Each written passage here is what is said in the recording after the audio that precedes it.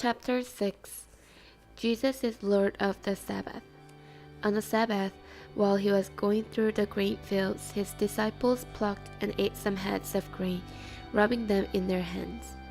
But some of the Pharisees said, "Why are you doing what is not lawful to do on the Sabbath?" And Jesus answered them, "Have you not read what David did when he was hungry, he and those who were with him? How he entered the house of God and took and ate the bread of the presence, which is not lawful for any but the priest to eat, and also gave it to those with him.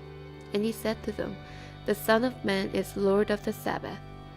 A man with a withered hand. On another Sabbath he entered the synagogue and was teaching, and a man was there whose right hand was withered. And the scribes and the Pharisees watched him to see whether he would heal on the Sabbath, so that they might find a reason to accuse him. But he knew their thoughts, and he said to the man with a withered hand, "Come and stand here." And he rose and stood there. And Jesus said to them, "I ask you, is it lawful on the Sabbath to do good or to do harm, to save life or to destroy it?" And after looking around at them all, he said to him, "Stretch out your hand." And he did so, and his hand was restored. But they were filled with fury and discussed with one another what they might do to Jesus. The 12 Apostles. In these days he went out to the mountain to pray, and all night he continued in prayer to God.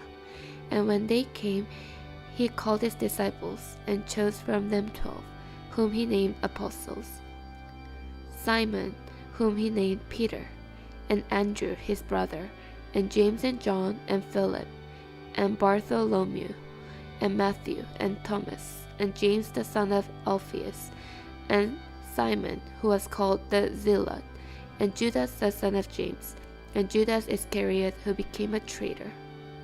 Jesus ministers to a great multitude, and he came down with them and stood on a level place, with a great crowd of his disciples and a great multitude of people from all Judea and Jerusalem, and the sea coast of Tyre and Sidon, who came to hear him and to be healed of their diseases.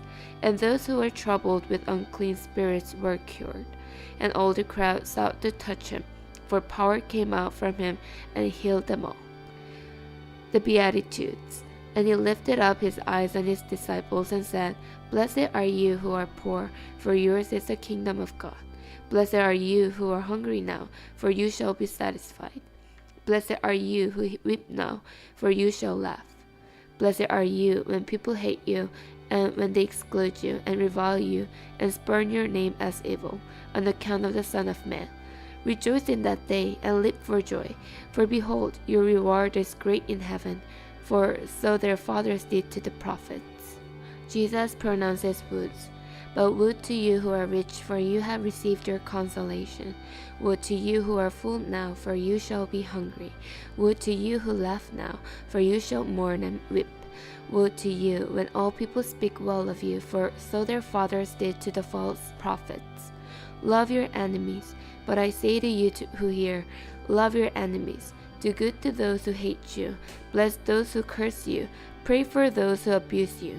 To one who strikes you on the cheek, offer the other also. And from one who takes away your cloak, do not withhold your tunic either. Give to everyone who begs from you, and from one who takes away your goods, do not demand them back. And as you wish that others would do to you, do so to them.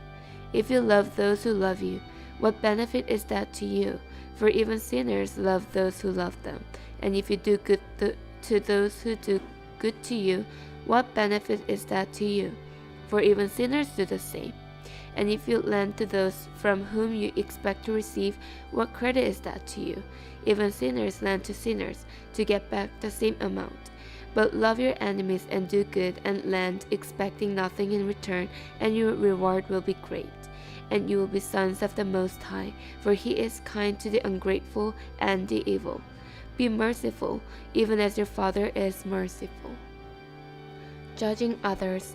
Judge not, and you will not be judged. Condemn not, and you will not be condemned. Forgive, and you will be forgiven. Give, and it will be given to you. Good measure, pressed down, shaken together, running over, will be put into your lap. for with the measure you use it will be measured back to you. He also told them a parable. Can a blind man lead a blind man? Will they not both fall into a pit?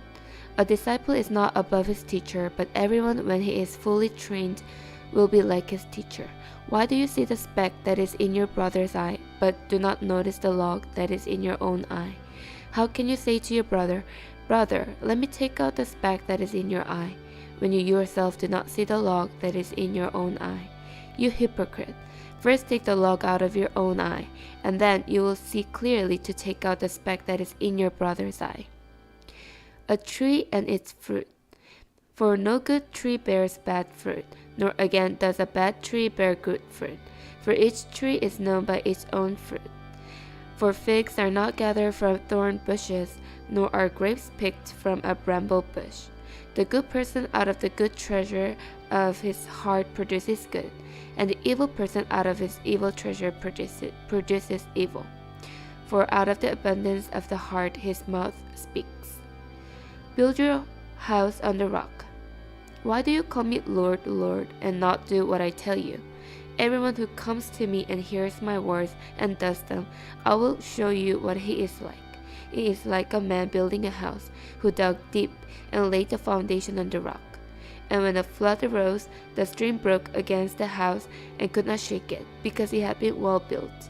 But the one who hears and does not do them is like a man who built a house underground without a foundation. When the stream broke against it, immediately it fell, and the ruin of the house was great.